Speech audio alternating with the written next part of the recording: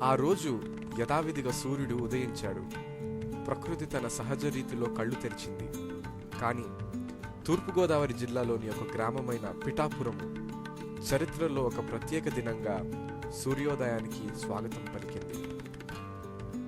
తల్లి సారామ్మ, తండ్రి గెర్షం పాల్ గారి మొదటి సంతానము ముద్దుల పంట అయిన కుమారుని వర్చస్సు చూసి మురిసిపోయిన వేళ. అదే 1914 సంవత్సరం నవంబర్ 30వ తారీఖు. సారమ్మ గారికి కుమారుడు పుట్టాడన్న సంగతి తెలిసి అనేక మంది బాబును చూడడానికి వచ్చారు. అలాంటి వారిలో ఒక పెద్ద మనిషి బాబును చూచి ఈ బాలుడు ఒక గొప్ప వ్యక్తి అవుతాడని జోస్యం చెప్పి మణి అనే మాట వచ్చేటట్టు నామకరణం చేయమన్నారు. అలా మాసిలామణి అనే నామధేయం కలిగినటువంటి ఈ బాలుడు పెరుగుతూ వచ్చాడు. మాసిలామణి అంటే మసిలేని మణి అని అర్థం. స్కూల్ ఫైనల్ అయిన తరువాత ఎల్టీహెచ్ చేసి మొదటి పరిచర్యగా రామచంద్రపురంలో ఒక బాప్టిస్టు సంఘానికి కాపరిగా వెళ్లారు. ఆయన అక్కడ ఉన్నప్పుడే 1945వ సంవత్సరంలో విమలమ్మ గారిని వివాహం చేసుకున్నారు. తరువాత సిరంపూర్ వేదాంత కళాశాలలో 1945వ సంవత్సరంలో బ్యాచిలర్స్ ఆఫ్ డివినిటీ చేశారు.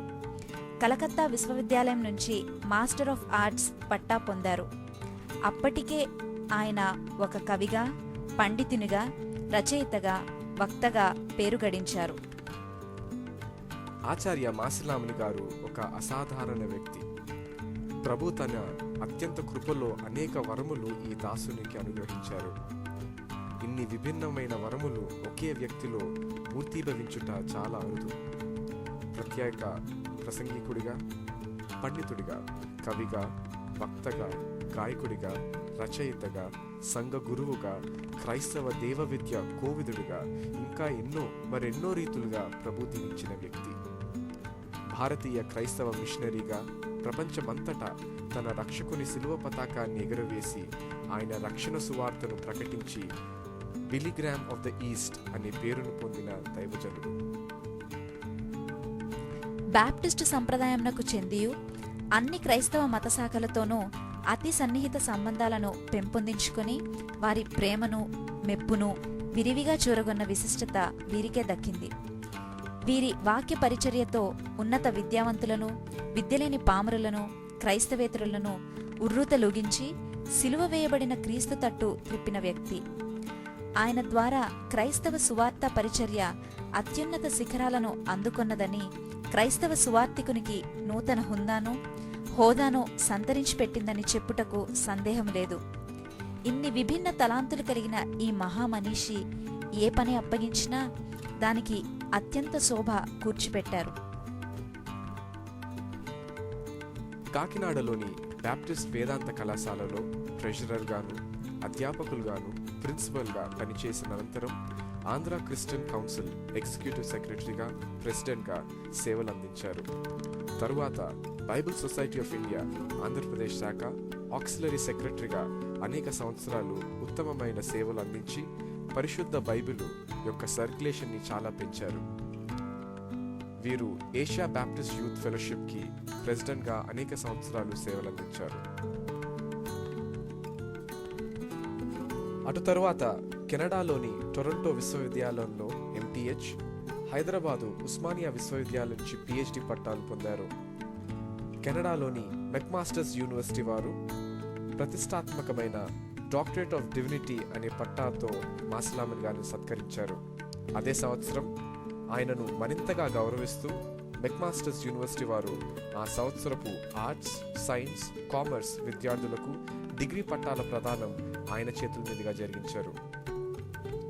1976 సంవత్సరంలో అమెరికాలోని అకేడియా డివినిటీ కళాశాల విజిటింగ్ ప్రొఫెసర్గా పనిచేశారు. ఇప్పటికీ అకేడియా డివినిటీ స్కూల్ వారి వెబ్సైట్ చూస్తే మాసిలామణి గారి పేరు కనిపిస్తుంది. మాసిలామణి గారు రాసిన అన్ని పాటలు సుమార్చన అనబడే పుస్తకంలో ముద్రించారు. ఈ పుస్తకంలో సుమారు 30 పాటలు దాకా ఉన్నాయి.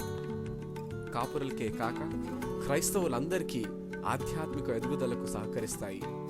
వీరు రచించిన కొన్ని పుస్తకాలు: ప్రసంగ తరంగాలు, ప్రసంగమాల, కనువిప్పు, కిటికీలు ఇలా ఎన్నో పుస్తకాలు రచించారు.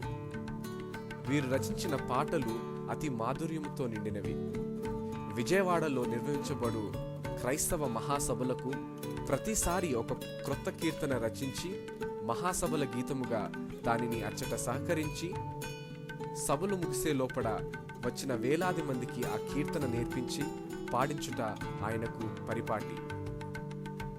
ఒక్కో సంకీర్తన ఒక్కొక్క ఆణిముత్యమని ఈ పాటలతో పరిచయం ఉన్న వారు చెప్తారు.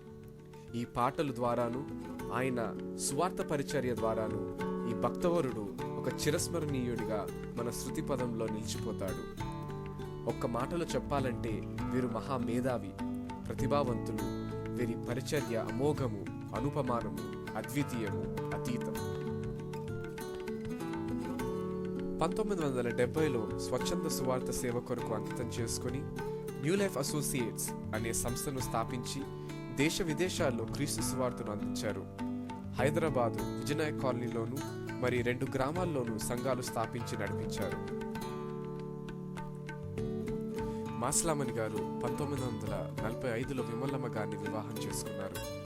శ్రీమతి విమలా మాస్లామణి గారు ఒక దైవ సేవకుని చేసుకోవడం ఏమిటని ఆలోచించక అప్పటికే గ్రాడ్యుయేషన్ పూర్తి చేసుకున్నారు. మాస్లామణి గారు ఇంకా గ్రాడ్యుయేషన్ పూర్తి కాకపోయినా అది దైవ నిర్ణయం అని భావించి వారిని వివాహం చేసుకున్నారు. విమలా మాస్లామణి గారు మాస్లామణి గారికి సరి అయిన సాటి అయిన సహధర్మచారిణి. ఆవిడ ఆయన చేసిన ఉద్యోగంలో, చదివిన చదువుల్లోనూ, చేసిన సేవలోనూ 100కి 100 సహకరించి ప్రపంచానికి, ముఖ్యంగా ఆంధ్రప్రదేశ్ రాష్ట్రానికి ప్రసంగ చక్రవర్తిని అందించారు. మాస్లామణి దంపతులకు 2 కుమార్తెలు, 2 కుమారులు. పెద్ద కుమార్తె శ్రీమతి జి సుజాత శ్యాంప్రసాద్ గారు, చిన్న కుమార్తె శ్రీమతి ఆరతి వాల్టర్ గారు. పెద్ద కుమారుడు ఏబి గోర్డన్ సునాథ్ గారు, చిన్న కుమారుడు మన సంఘ అధ్యక్షులు reverend doctor A B Joseph Kishore గారు. చివరికి సువార్త పరిచర్యే ఆయన జీవిత లక్ష్యంగా ఆయన జీవించి 1990లో ప్రభునందు నిద్రించారు. మాస్లామణి గారు తన జీవితాంతం ప్రభుని మహిమార్థం ఒక కొవ్వొత్తిలాగా ఇతరులకు వెలుగునిస్తూ కరిగిపోయారు. అయితే మనము ఏ విధంగా మన కృతజ్ఞతలు ఆయనకు తెలుపగలము? భవిష్యత్తులో మన కర్తవ్యం ఏమిటి? ఆయన ఆదర్శవంతమైన జీవితాన్ని మనం కూడా అనుకరించి మనం కూడా చిన్న చిన్న జ్యోతుల వలె వెలిగి అనేకులను క్రీస్తు కొరకు వెలిగించగలిగే కన్నా ఆయన స్మృతికి సమర్పించే ఉత్తమమైన శ్రద్ధాంజలి ఏముంటుంది? భౌతికముగా చనిపోయినను ఆత్మరూపిగా జీవిస్తూ సాతానుతో పోరాటాన్ని సాగించమని మనల్ని కోరుతున్నారు. అట్టి విశ్వాసము కలిగి మనము క్రీస్తు పరిచర్యలో సాగిపోదుము.